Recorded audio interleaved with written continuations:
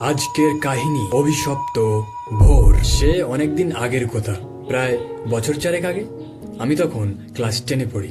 প্রায় প্রতিদিনই টিউশন যেতে হতো 8টার সময় করে, কিন্তু স্যার একদিন বিশেষ কারণে টিউশন করে দিয়েছিল সকাল 6টার সময়। আর বাড়ির থেকে স্যারের বাড়িতে যেতে সময় লাগে প্রায় ঘন্টা দেড়েক। তাই আমি ভোর 4টের সময় উঠে মুখ হাত পা ধুয়ে বেরিয়ে পড়লাম। তখন কালটা ছিল শীতকাল, চারিদিকে কুয়াশায় আঁটা, পাড়া পুরো নিঝুম।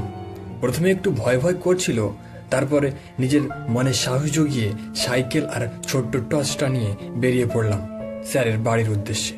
রাস্তায় যেতে যেতে কখনো কুকুরের চোখে টর্চের লাইট পড়ে জ্বলতে থাকা চোখ, কখনো ঝোপের মধ্যে দিয়ে শেয়ালের ডাক, আবার কখনো নিজের সাইকেলেরই ঘর ঘর শব্দ সাহসী মনটাকে দুর্বল করে দিচ্ছিল।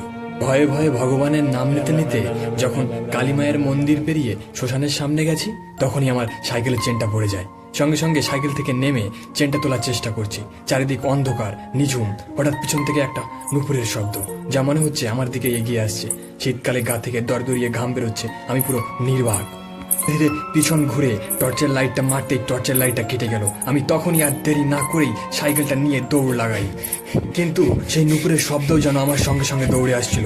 কিছুটা দূরে গিয়ে দেখি এক বান্ধবী তার বাড়ির থেকে সাইকেল বের করছে, সেও টিউশনই যাবে।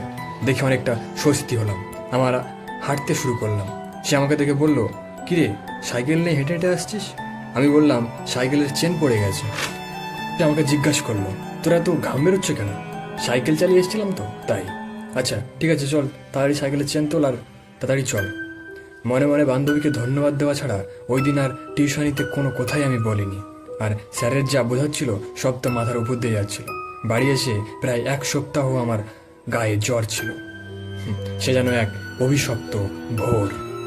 যদি গল্পটা ভালো লেগে থাকে তাহলে অবশ্যই লাইক করবেন, সাবস্ক্রাইব করবেন এবং সবার কাছে শেয়ার করবেন।